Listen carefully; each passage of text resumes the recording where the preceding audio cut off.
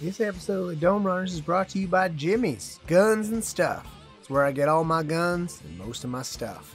Come on down and check out our new Hopes Fall location, and you can get a chance to pay 15 creds for information on how to siphon power from those Vansar bastards that run the power plant here. Good hunting. Yeehaw!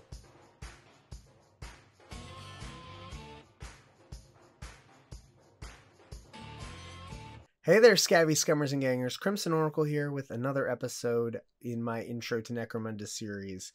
Today I'm going to be tackling Escher Chem Alchemy and the various benefits that you can reap from using it. This is one of the House of Gang abilities that was included in the recent series expanding on House Gangs, and I am eventually going to do a video on every single one of those different abilities for obvious reasons. I wanted to start here because House Escher is my primary gang, but I think I will tackle the others in succession. As well, I am planning to do a video in the very near future talking about the new Necromunda book, Book of the Outlands, and getting into the details of that, because I am very excited to get rolling with custom vehicles and all of that fun stuff. So I am excited to delve into that, and I should have a video on the vehicle rules up in the very near future. I just am in the process of digesting them still. It takes a little while to synthesize that much stuff and figure out how I feel about everything and what house rules I think are worth considering and all of that stuff, because as with anything Necromunda related, house rules are an important part of every single arbitrator's game, okay? So don't let anyone tell you otherwise. With that, we are going to jump into Escher Chem Alchemy and talk about what it brings to the table. Greetings, I am Wally the Servo Skull. A casual reminder to like and subscribe if you are enjoying our show's content. Chem Alchemy is divided into three categories of elixirs: stims, toxic ammo, and gaseous ammo. Stims are applied to fighters either before the first turn or can be used as a simple action mid-game. Toxic and gaseous ammo are applied during the pre-battle sequence, which means you commit to using them that game and they are lost afterward. When buying an elixir, you can add up to 3 effects. Add each of their costs together, and that's the price that you pay. The crucial upgrade to make this system work is hiring a clan chemist who reduces the cost of each elixir by d6 times 10 credits to a minimum of 10, and she has the fixer rule, which means that you'll also get credits every single turn from her. She is an absolute rock star and she pays for herself extremely quickly. I usually hire her before I even hire a rogue dog. Now, chems are potentially very, very beneficial.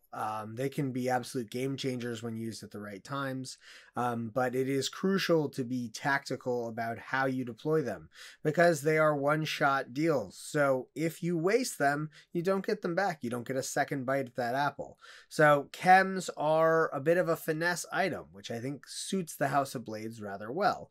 And the fact that they offer such wide varieties of combinations rewards experimentation. It is really fun to try out different things in order to see what works best for your gang against your opponents. And as we will get into, there are so many various different benefits that apply in different situations that I think everyone who plays an Escher gang can find some use in these various elixirs.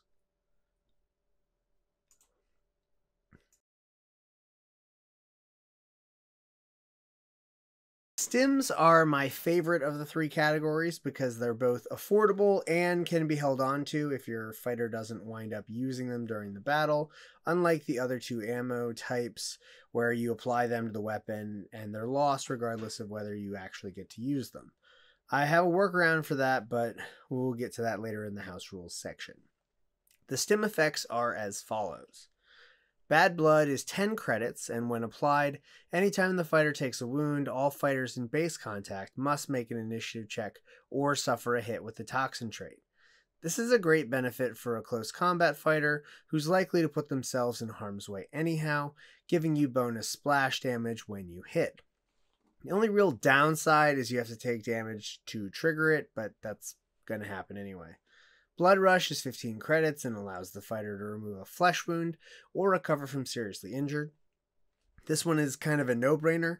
It's better than a medkit. It's sorcery or a high dose of stimulants and you're a lot worse off than you feel. Either way, Blood Rush is one to keep on hand for your best fighters.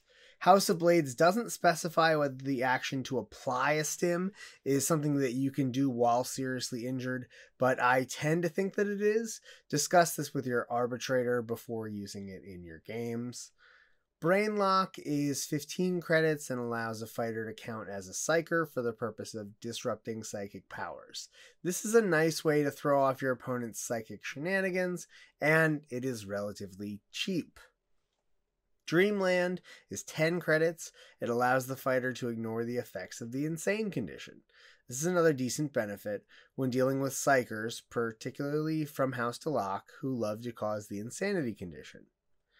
Hyper is 20 credits, and it gives plus 2 inches of movement, and you can add d6 inches to charges instead of d3, but with the drawback of -1 to hit. When comboed with a high weapon skill and weapon that causes a bonus for close combat, this is a particularly devastating stim. The ability to tie up opponents with fast-moving screeners or launch your best fighter into a crucial foe early on is extremely nice to have. Ice Cold is 15 credits and gives a fighter +2 to cool checks. Since cool checks are pretty common and come after bottling, Ice Cold is a good buy for sure. Jolt is unique among the stims in that it only lasts for 1 round. It's 30 credits and allows a fighter to count all seriously injured results as flesh wounds for the duration of the turn. This one isn't as exciting for me because of how situational it is. For a fighter to tank flesh wounds, they need to have decent toughness, and generally you aren't trying to put your Death Maiden in a situation where she's going to be taking a lot of damage back, but I could maybe see putting it on a Chemerix, possibly. I don't know, it's just not my style. Night Knight is 25 credits and causes a fighter who's under the influence to automatically get a 12 through 26 out cold result if they're taken out of action. This is a really useful upgrade as it gives the fighter the confidence to take damage back without risking injury. It's a good insurance policy for important fighters that you want to show up next game. Puke is 15 credits and doubles the fighter's toughness for the purpose of gas and toxic weapons. Obviously a strong benefit if you deal with lots of toxic or gas weapons, but of course it's situational. Wide Eye is 10 credits and causes the fighter to ignore the effects of pitch black, and in sentry missions causes them to treat all enemy fighters as being in the open. This is best kept on hand for those rare sentry missions and opponents who can turn out the lights. Now, each of these stims is useful in its own way, and with a clan chemist you can get them quite affordably. But the real fun is when you start to combine them. You can add up to 3 effects. Here are some of my favorite combos that I've made up names for. Serene, for 40 credits base, a combo of Brainlock and Dreamland and Ice Cold. This stim is for missions where you're dealing with weirds, whether it's Outcast, Stalak, Chaos Cults, etc. Pricey without the chemist, it can be bought in bulk quite cheap when you hire one. Animus, 25 credits. Base cost, a combo of Bad Blood and Blood Rush. It's a stim that brings back a fighter while they're down and makes them a liability for your enemies to take out in close combat. Bad Blood is also solid on its own for giving suicide juves you're going to use for screening and disrupting your opponents, but this is a fun and thematic way of getting someone back in the fight, dripping toxic blood all over everyone. Slaught is 55 credits base, a combination of Bad Blood, Hyper, and Night Knight. This is the most expensive of my custom chems, but it's absolutely amazing for throwing your opponent off. It turns a single fighter into a close combat missile, and if you give it to someone who's got 2 up to hit and weapons with the bonus in close combat, you won't even notice the drawback of the Hyper. And with the benefit of the Night Knight, you can put them into suicidal situations, knowing that they'll be back to fight again next game, assuming they aren't captured, of course. Sang is a cheaper version of Slaught at 35 credits base. It's a combo of Bad Blood and Night Night, which pair well together since Bad Blood triggers on damage, meaning the fighter is at risk of going out of action, and that is when they use the other ability. Iron Gut, at base cost of 40 credits, it's a combo of Puke and Night Night. It's very useful when facing off against foes using gas and toxin weapons like Escher mirror matches or Sneaky Delac. It makes you much harder to wound and keeps you from getting maimed. Good drug. Sativa, for 25 credits base, a combo of Wide Eye and Ice Cold. This drug mellows a fighter while heightening their senses and bringing alertness. +2 to cool checks and ignores pitch black, and when on sentry duty they ignore cover. The thinking woman's drug of choice. Indica. At 40 credits base, this is a combo of Ice Cold and Night Night, ensuring a fighter stays on the battlefield as long as possible and stays limber to show up next game too, for fans of Couch Lock. Obviously there are a ton of permutations possible here, but these are some of my favorites. With stims, I think they're kind of the high point of Chem Alchemy. The element of being able to keep them on a fighter and then use them when needed is really crucial, and it allows you to use them in a way that makes your gang more flexible. And I think that is something that you can kind of do with the others when you just keep them in inventory, but I don't know, it's a little bit different. I think that having a few strategic doses of different chems on each fighter, at least for your leaders, can be a really useful way to ensure that you have the ability to take advantage of various opportunities that may come up where these skills would come in handy. That's my take anyway.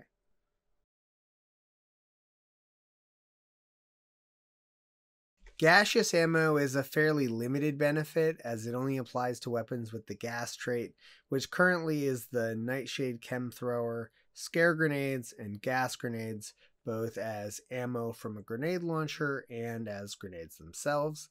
The Chimerix also has a gas attack, but I don't believe it can equip ammo, so rules as written, it can't take those upgrades. The effects can be quite good, however, so they definitely have potential. Again, as with all elixirs, you can purchase up to 3 effects per use. At 20 credits, Acidic causes the gas weapon to ignore benefits from armor and war gear that increase their toughness for tests caused by gas weapons, but counts out of action results as seriously injured instead. This is fantastic in the Ash Waste, where fighters are much more likely to have environmental protection gear, and is worth considering. Bane costs 15 credits and counts your opponent's toughness as 3, though it can still be benefited from war gear that increases it. Another quite solid upgrade if you find yourself facing opponents with really high toughness, either from advancements or because they are ogres. This is a relatively affordable way to significantly increase the stopping power of your gas weapons. Blackout is 30 credits and causes serious injuries to count as out of action, but automatically an out cold result. This is pricey for a significantly higher chance of taking someone out in one hit. I actually kind of like it, as it makes gas weapons extremely scary. Blinding is 10 credits and causes fighters who take a flesh wound to be affected by the blind condition until the end phase of the current turn. This effect is fine as an add-on, but it isn't as useful as most of the others. Could only last until the end of the turn, meaning it's only going to apply if your target hasn't acted yet. Has strategic applications for a disruption strategy though. Expansive is 20 credits and only works on weapons with the blast trait. It allows the fighter to place a second blast marker, touching the first one. This is potentially devastating for hitting a clumped up enemy force.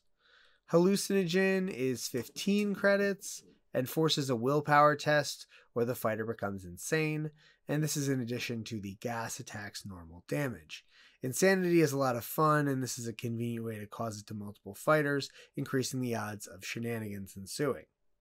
Leaden is 30 credits. You place a 3-inch template down with the central hole somewhere the flame or blast template touched during the attack. Anyone moving through it is hit by the weapon that made the attack. It stays until the end of the round. This one is both very expensive and situational, so I personally wouldn't take it. It can be fun to shut down a doorway for a turn, but the limited duration just doesn't make it quite worth the cost. Lifted is 25 credits and can only be applied to template weapons, so just the chem thrower.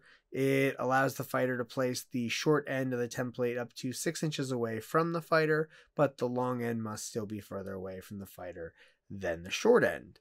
This makes the chem thrower much more effective, so it's definitely worth considering despite the high cost, on top of an already expensive weapon.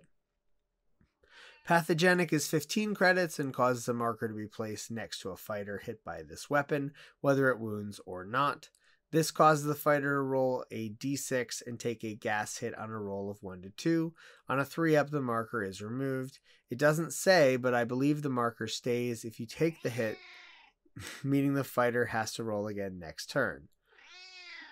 Pyrophoric is 20 credits and gives the weapon the Blaze trait. This is objectively useful as it's in addition to the normal gas damage that it does. While these benefits are solid on their own, there are some fun combos to be found as well, and it can be had for quite cheap with the chemist's help. Silent Fire is 45 credits base and is a combo of Liftin and Pyrophoric, allowing a chem thrower to shoot significantly further while also causing the Blaze condition. Significantly boosts the weapon's effectiveness, but it's an already expensive weapon. Amble, 35 credits base. This is a combo of Bane and Acidic, a chem potent enough to drop even the dreaded Amble, ignoring gear that boosts toughness and counting your opponent as toughness 3. Ouch. Lights Out. At 50 credits, this combo of Expansive and Blackout is pricey, but it gives you 2 3-inch templates of coverage and an absolutely brutal rate of taking enemies out of action. Very good for enemies using a lot of group activations. Weapons Grade LSD. At 30 credits, this combo of Hallucinogenic and Bane is sure to give you lots of chances to drive even the toughest opponents mad. Bane is kind of a standout here for mixing with the various chems because it makes it much more likely that they'll go off against important characters. Overall, gas ammo is interesting, but the relatively limited number of applications, plus the chance that you won't get many shots off in a single game before you give it up, it makes it a little bit underwhelming. Still, if you're using a chem thrower or gas grenades in a grenade launcher, it's extremely useful and can allow you to play out some interesting strategies to disrupt some popular ways of playing the game.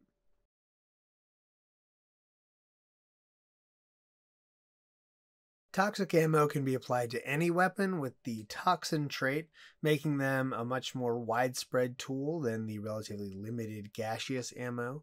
This means you can apply these effects to stiletto knives and swords, venom claws, throwing knives, poison arrows, needle pistols, needle rifles, and combi needlers. A weapon for every occasion, essentially. Bleeding is 10 credits. An enemy injured by this weapon gains a marker, which becomes a flesh wound in the end phase. Since flesh wound stacking tends to be important for toxic weapons, this is a solid upgrade as it's essentially bonus. Concentrated is 15 credits and counts the first hit from this weapon as having +2 to the toughness roll. Not my favorite upgrade, but it can help some of the other effects go off more easily. Debilitating is 10 credits, and any fighter injured by it but not taken out of action gets a marker. For each marker, they are at -1 to all characteristic texts. This is highly circumstantial, but can, say, make a leader more likely to break or bottle, or give a psyker a harder time manifesting their powers. It's cheap as an add-on, but it's hardly a must-take on its own. Decaying is 5 credits, and if a fighter takes a wound from this weapon but doesn't go out of action, place a marker. For each marker, they receive -1 to save rolls that they attempt. Cheap and good fun for chipping away at carapace and other high armor value options. Exploding is 20 credits and causes an opponent to take and who goes out of action by this weapon to be replaced with a 3-inch blast marker. All fighters under it take a hit with the gas trait. This can be hilarious as gas hits are brutal, but should only go on a close combat weapon if you don't mind saying goodbye to that fighter, or if you're under the influence of Puke. Maddening is a cheap 5 credits and causes anyone injured by this weapon to have the Reckless trait. This is super situational, but so cheap it's worth trying out. It can seriously throw off an opponent's plans. Maiming is 10 credits and causes you to roll 2 lasting injury rolls if you cause an injury roll and pick one to apply. This can be a bit mean. I would avoid it unless you're playing in a very cutthroat campaign. Panicking is 10 credits, and if the weapon causes an injury roll, the fighter automatically becomes broken. This is really useful on your less deadly fighters, as even hits that don't put your opponent down will disable them. Paralyzing is 5 credits, and when a fighter is injured by the item, it must pass a strength check or become webbed. This is pretty useful for the low credit price. Adding it to a 5 credit throwing knife, suddenly it becomes a lot meaner. Silencing is 5 credits. A fighter injured by it cannot make or be part of group activations for the remainder of the round. This isn't a game changer, but it is very cheap, and it can be punishing when it hits a leader with commanding presence or something like that. With the variety of 5 credit options for Toxin Ambo, combined with the relative common status of Toxin weapons, these are some of the first chems you'll probably try out. They're worth it even without the chemist because of how cheap they are. They're also relatively reasonable to combine because any chem 20 credits base or less will be 10 once you get that discount. Blister at 25 credits base is a combo of bleeding and decaying and panicking, which is a perfect combo for going after your meanest opponents. Decap at 30 credits, this is a combo of concentrated, debilitating, and decaying. This is a perfect toxin to put on a dedicated sniper to target high priority opponents with heavy armor. Target them early to take all of the rest of your incoming fire and make it more effective. Burst, 35 credits base. This combo is concentrated and exploding. Pretty self-explanatory. Your first shot is more likely to cause an injury, and hopefully they go pop. Dirt Nap at 20 credits. This combines concentrated and paralyzing, a more effective way to put someone down to the ground. Madcap at 20 credits. This is a combination of silencing, maddening, and debilitating. Make your opponent a crazed, incoherent mess with this potent substance.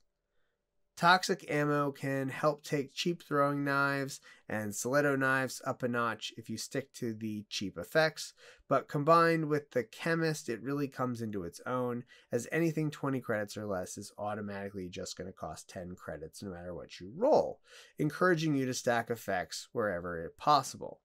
Toxic effects aren't as potent as gas, and the relatively short range of most toxic weapons makes them a bit situational, but they can be seriously fun when they do go off, and let's face it, you're going to put stiletto knives all over the place. You might as well make them do something interesting. The Chem Alchemy system is pretty widely regarded as the weakest of the House of Book mechanics, mostly due to the single-use nature of the chems. Making them a bit more viable can be achieved with some relatively simple tweaks. Rather than limiting the ammo to work for a single game, my preference would be to change it to have the limited rule, which would cause them to run out on a failed ammo check, keeping them as an item that needs to be repurchased when they run out, but ensuring that they stick around for further games and when you don't use them. When applied to close combat weapons, I would have them roll an ammo die each time they make a fight action, just to see if they run out, and have them count as a 5-up ammo roll. This is, I think, the most reasonable way to boost Chem Alchemy without making it overpowered. Making the upgrades permanent is a bit too much in my opinion, but this is another strategy I've seen people employ in their house rules. Stims are pretty good as is, but if your group finds they aren't quite up to scratch, consider the house rule that rather than a single dose, each time you apply a stim, roll a d6, and on a 5-up, they retain it for further use. You could even have the roll scale, so a single effect is a 4-up, 2 is a 5-up, and 3 is a 6-up. Just an idea. I also think it's a lot of fun to allow the Escher player to deal chems, but I think making it open to everyone, even enemies they wouldn't necessarily want to sell to, is the best approach, as it reflects the way the houses actually deal with each other in the background. Letting the Escher player set the prices is one approach, another is charging the base price, plus letting the Escher player pocket the difference they pay with a chemist discount. They could charge more potentially, but the odds of people buying them at increased prices would of course go down. I think there's even a case for making these stims available in a campaign with no Escher players, perhaps with a fairly high rarity roll attached. That's another fun way for the arbitrator to get the most out of these mechanics. Even just using this system to make specific drugs that gangs have available on a rotating basis would give you a fun reason for gangs to check in with your weekly newsletter and such.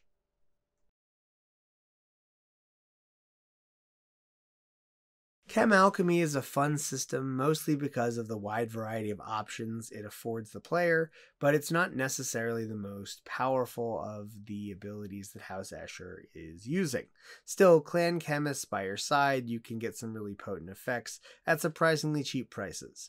Buying your important characters doses of Blood Rush or Night Night to keep on hand for important moments is great insurance. Hyper plus Bad Blood can turn basic fighters into suicide missiles of acidic ichor.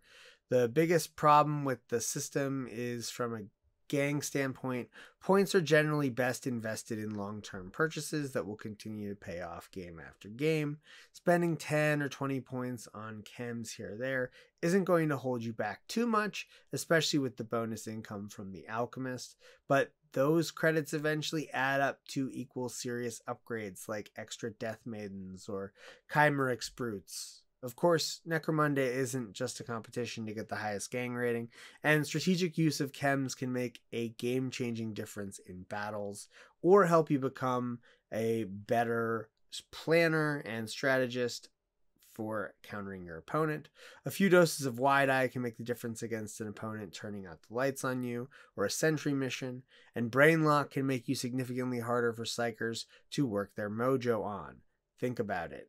Similarly, the gas and toxic ammo is generally best deployed based off of need. Saving your acidic ammo for opponents with respirators or hazard suits, saving your bane ammo for high toughness opponents. Some are more universally useful, like pyrophoric ammo or the panic toxin, but most need to be applied at the right time to be worth the cost. Being strategic about when to use chems is important due to their ephemeral nature. Once you have a chemist for your gang, it makes more sense to start stacking abilities, since on average you'll get a 30 to 40 credit discount to a minimum of 10, meaning 20 credit elixirs automatically cost the minimum, and even your more expensive combos will likely be relatively cheap. Stacking also helps ensure that your weapon does something, as you get multiple bonuses on top of your usual weapon effect, and with stims, it can produce some really solid combos. Finding which elixirs work best against which opponents can be a trial and error process, but it's extremely rewarding, and it's the exact same sort of experimentation and playing with your opponent that one should expect from the House of Blades. House Escher likes to mess around. They like to get weird, and that's exactly what this gives us.